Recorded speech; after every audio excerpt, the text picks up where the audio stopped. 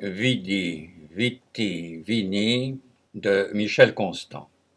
L'autobus venant de Bordeaux passe sur la Bidassoa, ce fleuve qui sépare la France de l'Espagne. Un passager brusquement se lève, d'une voix forte qui fait sursauter ses voisins, il dit « En arrivzo qui vos ».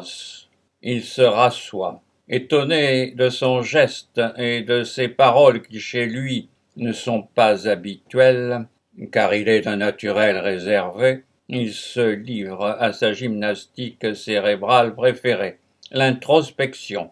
Non, il ne s'est pas cru César. Non, il ne vient pas de traverser le Rubicon. Il s'éveille simplement d'une léthargie. Oui, que le sort en soit jeté, il vient de tout quitter. 3 mois ont passé. L'homme a voyagé, fier d'avoir vu la viticulture et la viniculture. Il quitte un des vignobles les plus prestigieux de Toscane. Dans la nuit, en souriant, il détourne une autre locution de César, quoi de plus naturel, puisqu'il se rapproche de Rome, Vidi, Viti, Vini. Une telle épopée mérite bien quelques alexandrins. Voici quelques extraits illustrés. Naissance d'un savant, pouvoir d'une mère. Elle avait calculé une fille, quel effroi quand elle vit d'un garçon du zizi la frimousse. Pourtant tout était parfait, sauf le genre. Pourquoi ces maternités étaient-elles un tel supplice? Porto par hasard. Fernand est payé rien et logé sur la terre, comme gardien de nuit, lié au mystère des fermentations chantantes, parce que vu mettre son doigt dans un grand verre de Porto bu, en humer le bouquet et sucer une goutte. Porto. Fernand aime le bois.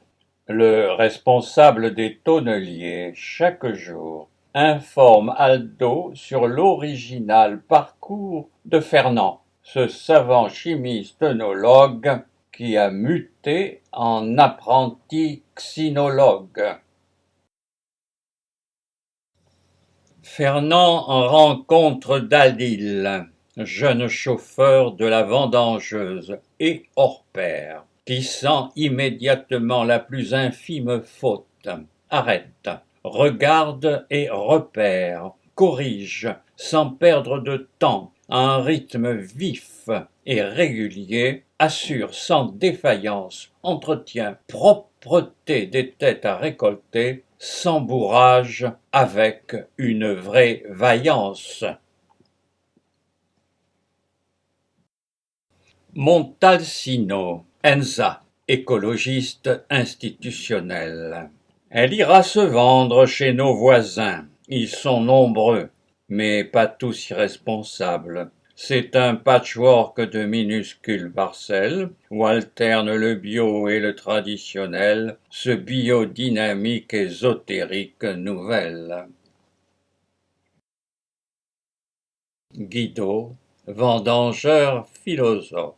Guido ne peut suivre la cadence des autres qui viennent de vendanger avec leurs propres outils. Aussi Enzo, au sommet du triangle, l'a-t-il placé. Il avance à contresens des rapides, il fait le coupeur, le porteur, et il vide directement son panier dans le tombereau.